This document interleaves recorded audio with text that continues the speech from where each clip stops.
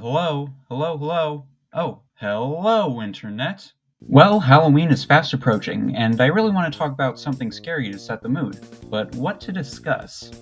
Hey, maybe bankruptcy will do the trick. Chuck E. Cheese, he's a cool guy, we share a middle name. This guy was the face of a pretty popular kids restaurant back in the day, with a whole band of colorful characters.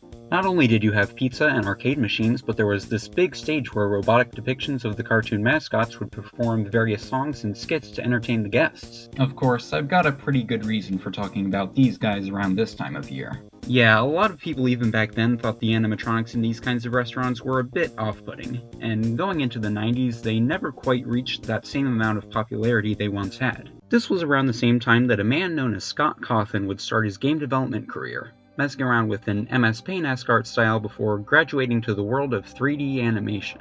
Scott's early projects give off the nostalgic aesthetic of classic 3D 90s games, and although modeling humanoid characters wasn't his strong suit, he definitely knew how to make absolutely stunning robot designs and environments. Unfortunately, these games weren't very successful. Scott was struggling financially and tried to make smaller pick-up-and-play games to earn extra income, the most infamous of which being Chipper & Sons Lumber Co. It's a fairly decent little game, but people were heavily critical of the character designs, comparing them to old Chuck E. Cheese animatronics.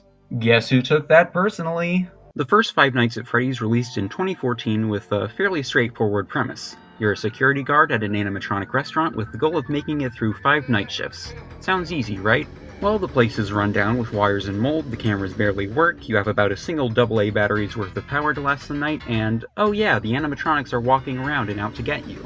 Given the fact that the company admits to covering up deaths in their company greeting and the animatronics are very clearly robotic, you can tell the game is satirical for comedy's sake, although the absurdity does instill some fear. You have cameras, doors, and lights you need to use in order to protect yourself, all of which take power that you only have a finite amount of. If you use too much power, the lights go down, and...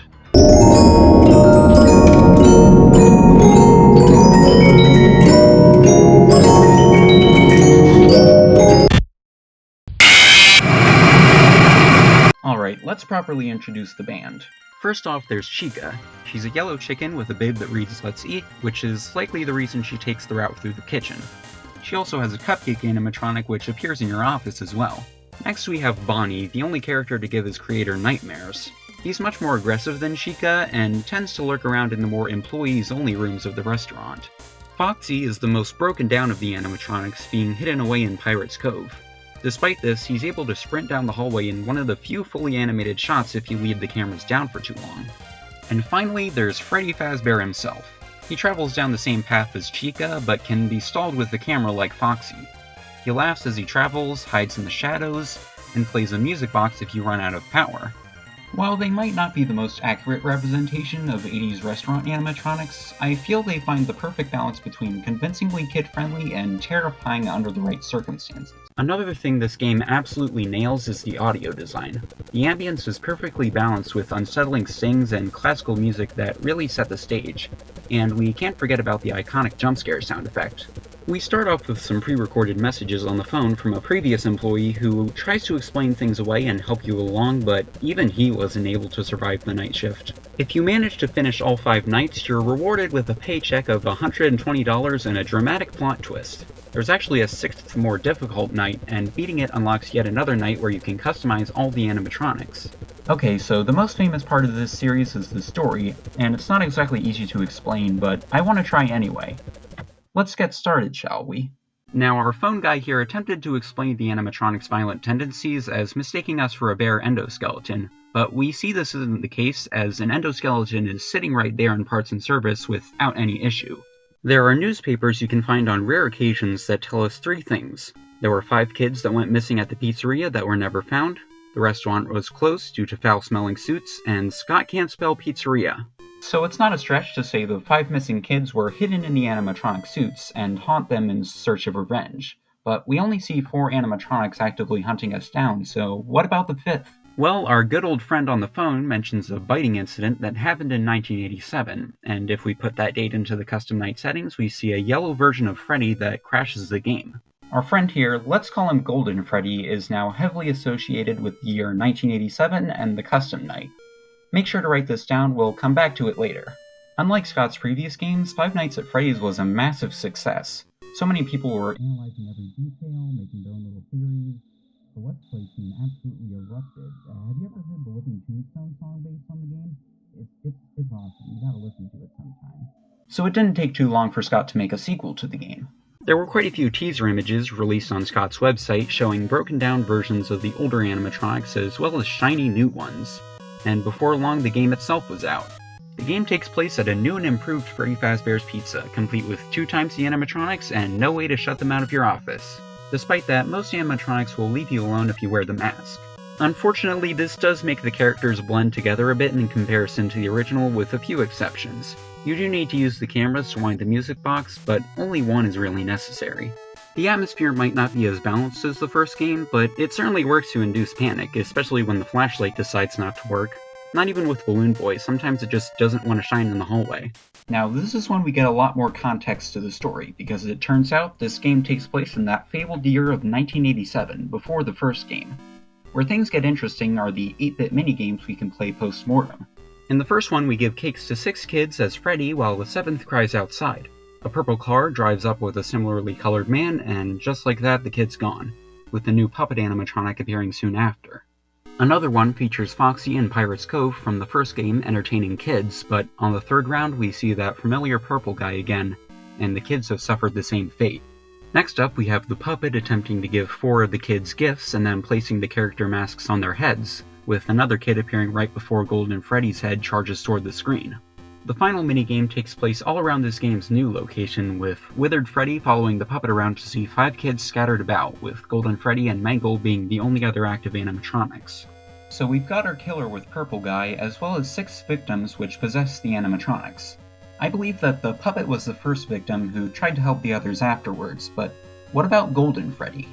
Well, our phone messages reveal that an incident using a yellow suit caused the location to be investigated and shut down, so what if that was what happened to the Golden Freddy victim? The withered animatronics from the previous location already have the smell, so what if Golden Freddy died during this game in 1987, linking it back to the first custom night? In fact, the max mode in this game is known as Golden Freddy. People were definitely excited for the next entry in the series, but unfortunately it got leaked and released for free ahead of schedule. Well, we might as well play it and see what it has to...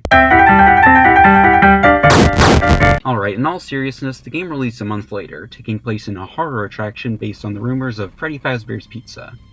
Yeah, I don't like this one that much. Springtrap is a really well-designed character and concept, but the fact that your only ways to defend yourself will randomly break and you need to wait for them to be fixed just gets tiring after a while. The story is really good, though. Okay, so we hear audio recordings of Phone Guy about robots that can double as suits known as spring locks, and a hidden safe room, which were definitely the tools Purple Guy used to lure the missing kids. We actually see these at the end of the night in action, with him disassembling each animatronic one by one before all the spirits confront him and cause his springlock suit to fail, turning him into the metal zombie we fight against. There are also secret minigames you can find where you play as characters from FNAF 2, including Fredbear, who was briefly mentioned by Phone Guy, and bring the missing kids together for a birthday party, finally setting them free with their happiest day. The horror attraction burns down, and all's well that ends well. Haha, we aren't even close to the end. FNAF 4 is probably the scariest game in the series, although for me it's to a point where it's not that fun to play. The other games had great sound design, but you can barely hear the audio cues here, while the jump scares are just as loud. We play as not a security guard, but a child in their bedroom, and there's no friendly voice to help us fend off the nightmarish fanged animatronics. At least, not in the main gameplay itself. The minigames tell the story of this miserable boy who is terrified of the animatronics and bullied by his brother, with only a Fredbear plush to comfort him. On his birthday, the older kids shove him into the Fredbear animatronic's mouth, and... Now you'd think this is the Bite of 87 mentioned in the first game, but a TV show called Fredbear and Friends places this in 1983. Though the fact that he refers to the characters as his friends does connect him to Fredbear that much more, so we have that. Alright, that was really heavy even for this series. We could really use something a bit more lighthearted. Fortunately, Scott would soon deliver just that with FNAF World. People hated this game. When it was first released, it was heavily criticized for not only straying from the tone of the original 4 games, but generally being glitchy and altogether too chaotic and unfocused. Guess what my favorite FNAF game is? I've always appreciated how much World invokes the early Scott games and even features characters from them, yet still provides plenty of FNAF iconography and characters. The gameplay is also really fun with a lot of variety, and I enjoy how the battle system feels just as frantic as the regular games while still being accessible. There are a lot of quality of life features, such as the map, which... that's a human brain. So remember how a voice at the end of FNAF 4 promised to put the crying child back together? Well, it looks like that's what we're doing in FNAF World. At the very least, we're setting up the pieces for that process. You see, a similar voice tells us to find clocks across the map which put in place the clues for the Happiest Day minigames, and it looks like Happiest Day is a more positive mirror of the FNAF 4 bite, seemingly letting the kids finally rest. But FNAF World doesn't just connect to the previous games. In one of the last endings, we can see a man at a desk terrified of his latest creation, a robot only known as Baby. There's a lot of debate about who this guy is, especially considering his fate, although I've always assumed it was a little nod to the novel trilogy. Oh no, now I have to talk about these. After FNAF World, Scott decided to branch into the world of literature, with a novel called The Silver Eyes. This book actually named the purple guy as William Afton, along with his partner...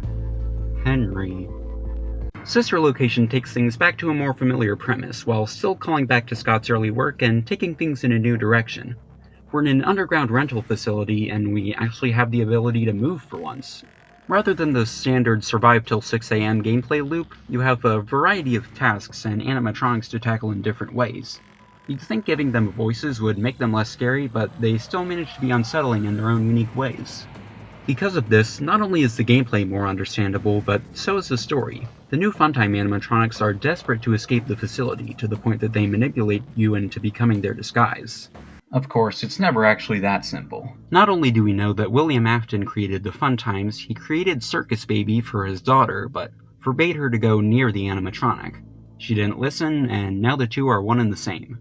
Custom Night returns, which once again features the Golden Freddy mode, as well as an office that features a familiar Fredbear plush along with cameras of the crying child's bedroom, likely another one of William's kids. Beating the challenge unlocks cutscenes showing what became of our player character, revealing him to be both the returning Mike as well as the third Afton child, holding on to life in order to bring his father to justice. That seemed to be it for a while until we got an inconspicuous little holiday game. Freddy Fazbear's Pizzeria Simulator. All you need to do is design a little pizza, serve it to the kids, and that didn't take very long. I'd consider FNAF 6 to be objectively the best game in the series, with plenty of gameplay variety and comedic elements balanced with some of the most terrifying and lore-heavy moments in the series. You actually get to fully manage your own pizzeria, purchasing and placing all kinds of animatronics and attractions that you can play minigames with to earn extra revenue. Not to mention little helpy over there, your little partner who's always willing to... However, you also have an extra task in salvaging special animatronics, the remains of the Funtimes, William Afton, and a strange black bear containing the puppet, in order to help Henry bring them all together and put them to rest. Now there are 3 minigames that hold especially important secrets, so let's go over those. First off is Midnight Motorist. It starts out as a simple arcade racer, but you can go down a hidden route to find a restaurant that turns you down and a kid at home that broke his window to run away. Judging by the car and house, we can assume that William is the player character. The name Juniors and the fact he's not allowed in makes me think of the FNAF 2 location, and that would leave Mike as the runaway kid. Fruity Maze is a pretty cute little Pac-Man clone being played by this little girl who turns out to be one of the missing kids, being lured away by William with the promise to reunite her with her lost dog. That's right, he can get worse. And finally, there's the security puppet. We're supposed to protect the kid with the green band, but it turns out she's already outside and we're too late. This is Charlie, the girl from way back in FNAF 2 that becomes the puppet. Man, I really wish William Afton would get what's coming to him. Oh, would you look at that? Ultimate Custom Night is just as described, a massive Custom Night challenge with nearly every possible character and mechanic to face off against. You can basically make any challenge you want, and getting a high score is very satisfying. Of course, it isn't all fun and games. This is happening for a reason.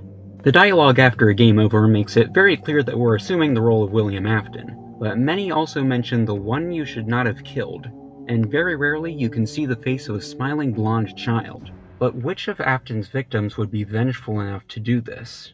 Perhaps the one associated with Custom Night from the start, the one trapped in a similar Springlock suit, the one leaning towards Afton on the menu. And we even know their name thanks to one of the greatest books ever written.